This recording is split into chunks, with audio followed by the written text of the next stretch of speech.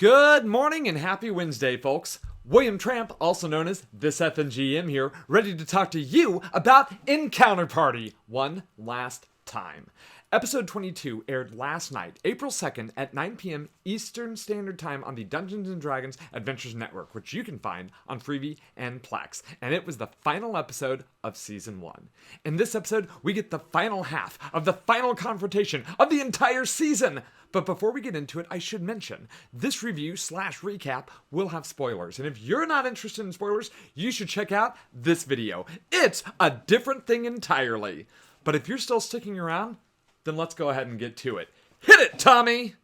Oh no! Did I miss it? Is it all over? Are you telling me I will no longer have a chance to shine on the silver screen? Or on your computer screens? That is fine. All is well. That ends well. Am I right? Plus, I'll be seeing you sooner than you think. I'm just kidding. That sounded very threatening. It wasn't. I'll miss you. I love you. Goodbye. The final episode of Encounter Party Season 1, and then there were 5. We're mid-battle with Medigus Almori and Thane/the Astral Spirit, and Tolo has just been banished to somewhere unknown. Dridian misty steps to base himself up with Medigus Almori, teleporting to the top of the ruins. He confronts the Medigai, demanding to know if he killed his kin. He then swings, but Almori sidesteps. Almori then pulls a badass line, saying, "My son, I don't even know who you are." Emboldened, Dridian swings a second time and hits, smiting a bit to show Almori what's what. Almori's stone skin isn't enough to stop him, and Almori fails his concentration check, and Tolo is brought back. Olivina reaches Olred to cure the owlbear, bringing the cub back into the fray. Olred then goes for Thane, but is unable to connect until Dridian hands her an inspiration, but unfortunately Thane is too heavily armored for this to make a difference. Tolo makes a feline beeline off of the ruins over to Thane.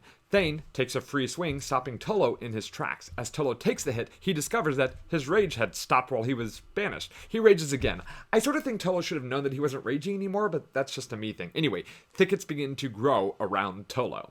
As this happens, the inhuman nature of the creature within Thane is shown, and he threatens Tolo with a critical hit, dealing an insane amount of damage, dealing over 30 points of damage with the first hit, which knocks Tolo to the ground. Luckily, Tolo raged, so he's still alive. The second hit comes in not nearly as hard, but Tolo's feeling it. Thane then steps in to swing with the butt of his halberd, connecting, and Tolo has just absorbed 3 hits. Asher is sick of this situation and uses the frog bag to hurl froggy missiles, 4 in total, dealing 16 points of unerring damage as the bag burps. Flick looks up to Almori and lets loose an arrow, but unfortunately the shot goes wild. Almori looks at Dridian and declares that a man better than the two of them died for this knowledge, and it would be cowardly not to risk the same. I'm paraphrasing. He places some sort of barrier between the two. Dridian, for his part, takes a swing, declaring that their lives are not up for grabs, again, paraphrasing, and finds that a wall of force has been interposed between him and the Medigai. Dridian realizes he can't get through and backs away, heading back below. Wall of force, by the way, is a rough spell. Olivina is done being a victim of these men. She shoots a guiding bolt, but Almori sidesteps. Almori is frustrated that they don't just let him continue his mad plan. Meanwhile, Olred goes for Thane, but again, can't connect. Tolo steps up to Thane, raging and swinging recklessly and using Great Weapon Master. He misses the first, but swings again, and... okay, the heavily armored fighter definitely has his number at this point. Thane, as the spirit, frightens Tolo, and Tolo loses his ability to swing effectively.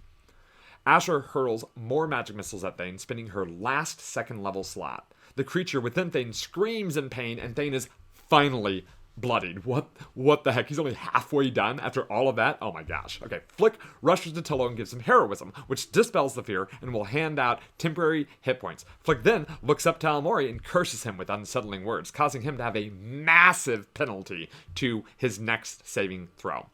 Almori wipes away the wall of force and steps forward to stare down Flick. He calls Flick an idiot and hurls a lightning bolt at him and Asher. Only Flick dodges it effectively, and 19 damage races through Asher, while Flick takes 6.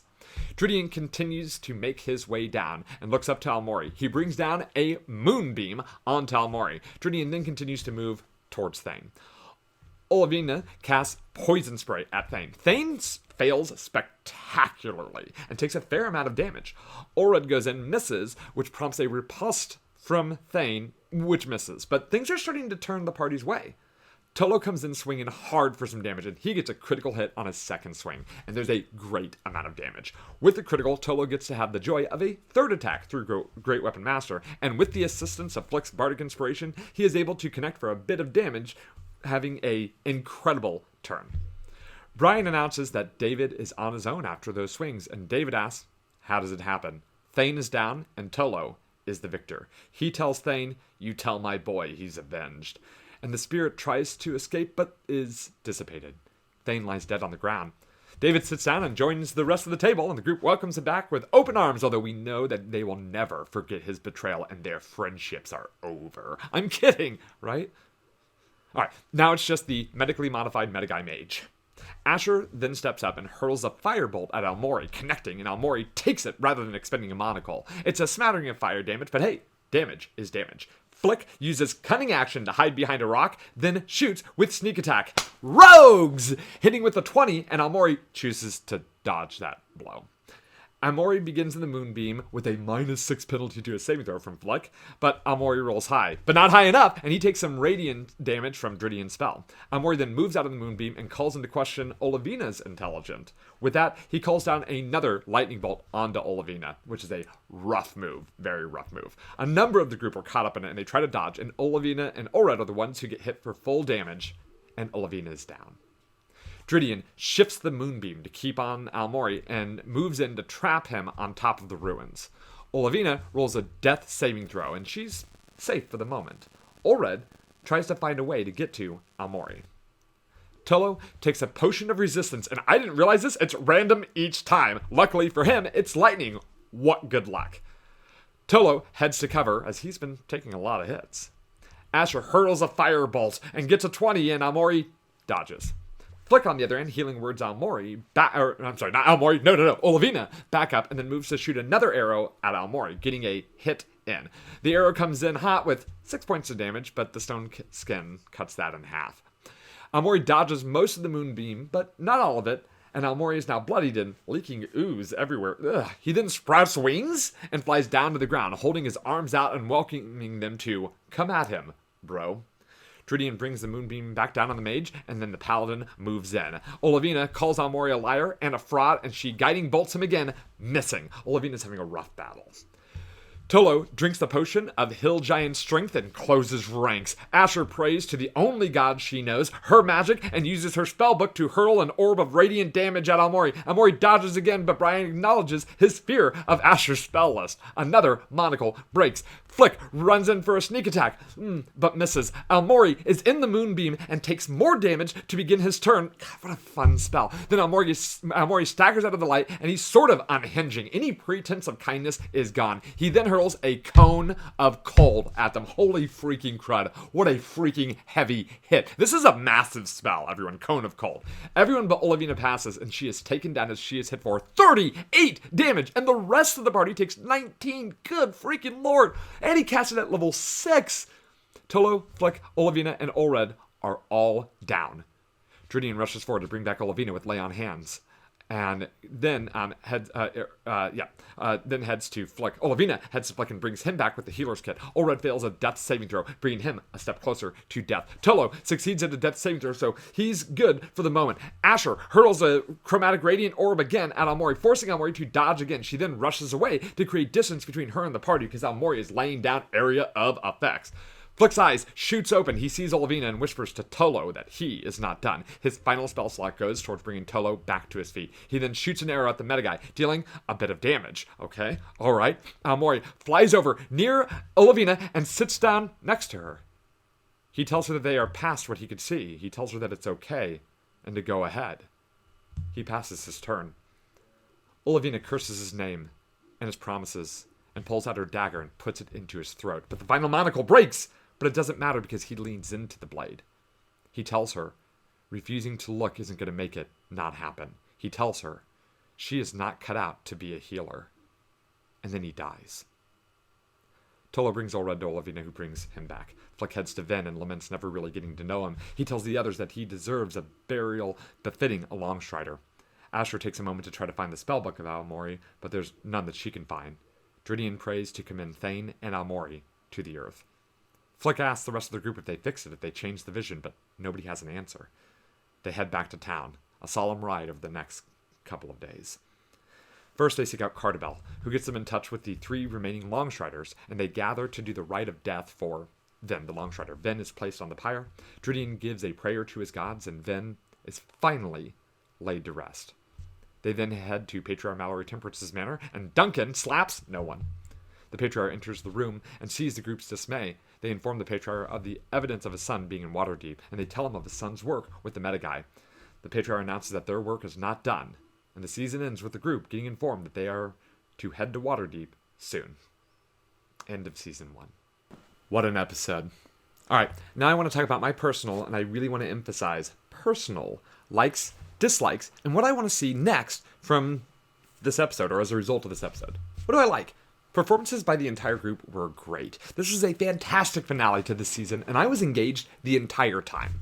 Now, I want to highlight something that Brian did as a dungeon master, which was having the big bad evil guy sit down instead of continuing the fight.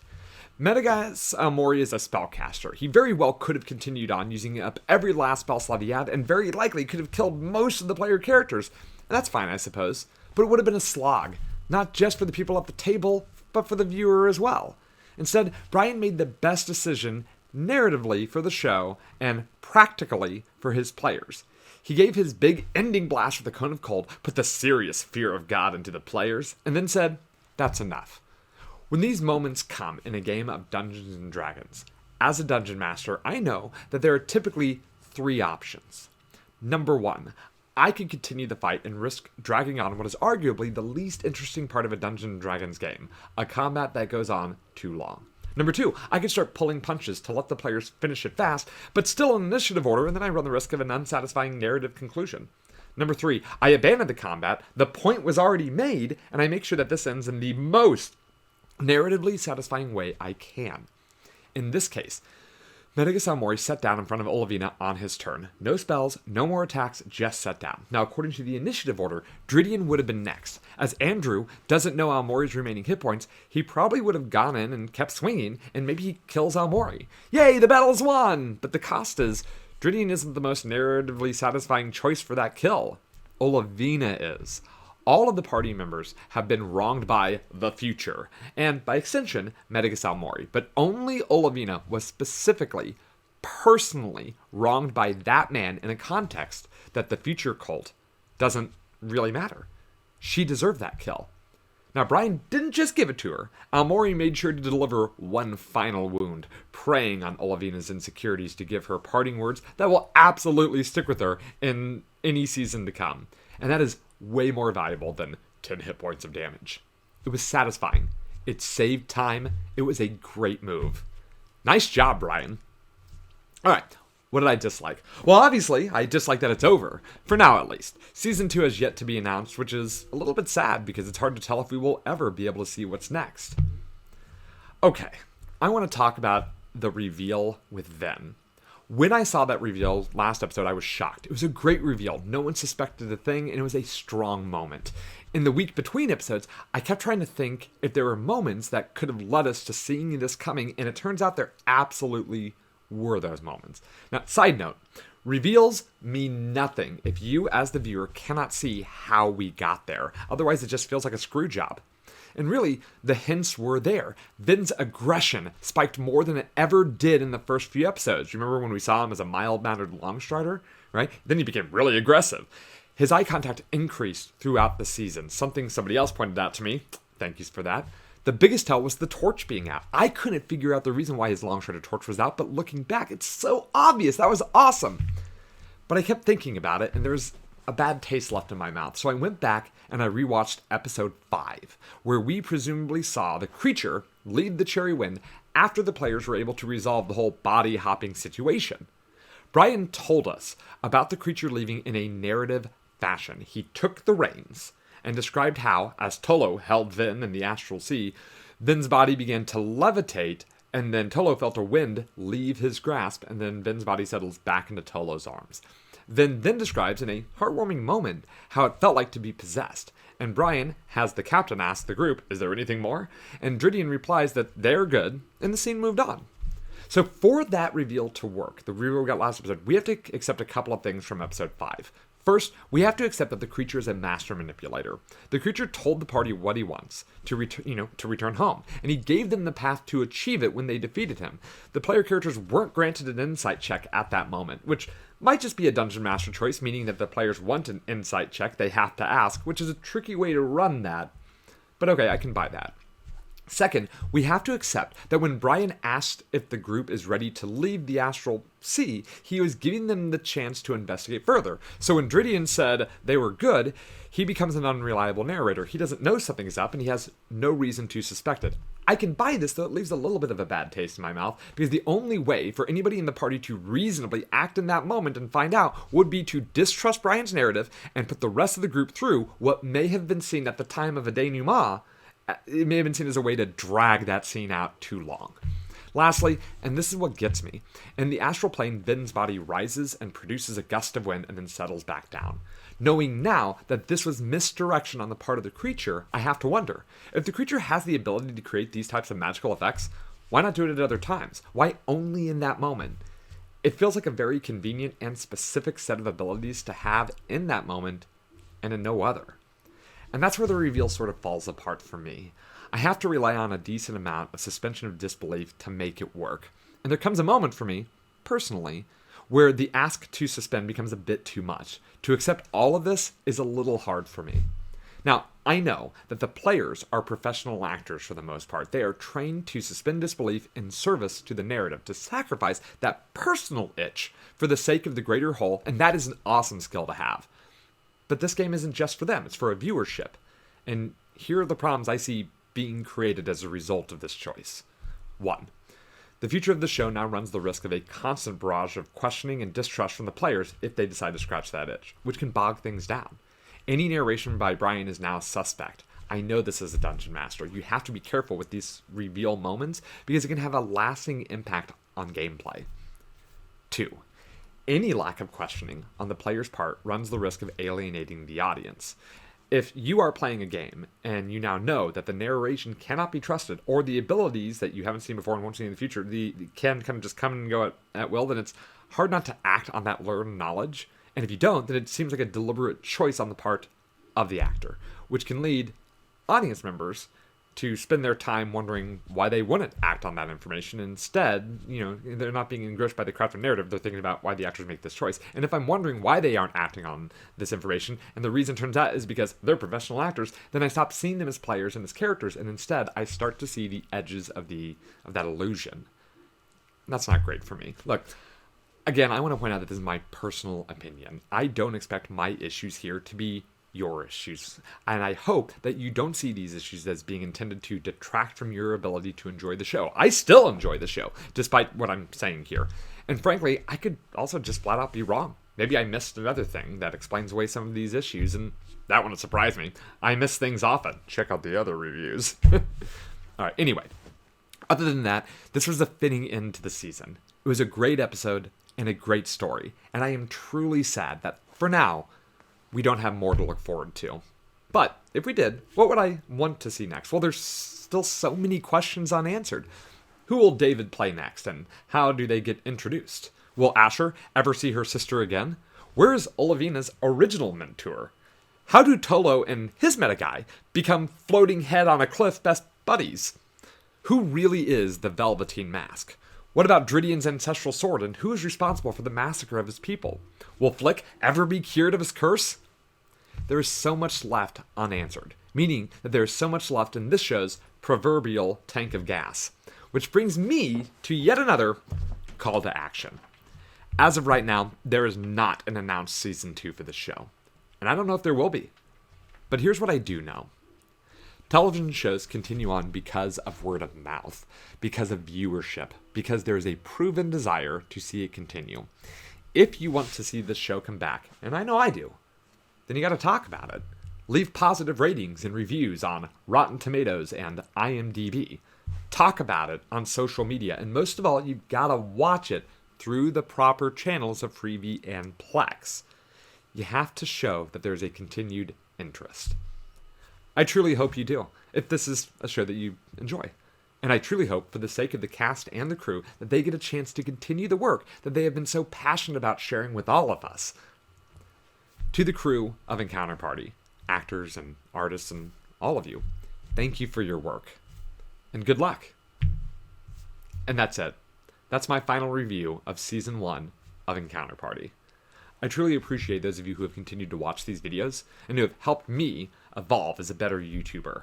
I want to thank Ned for the opportunity to be able to see these episodes in advance and to make these videos. I also want to thank him for the friendship and the advice. You rule, man. I also want to thank Sarah Babe, who has also extended friendship. And let me tell you all, Sarah is a freaking delight. If you want to stream the entirety of Season 1 of Encounter Party, check out Plex. Oh, that light went off. Well, they are all there in bingeable form. Also, check out their former podcast, the original Encounter Party episodes. Also, head to their Discord. Heck, like and subscribe to this video while you're at it. A wink. Okay, that's it. The light's off, so I'm signing off. Have a good one.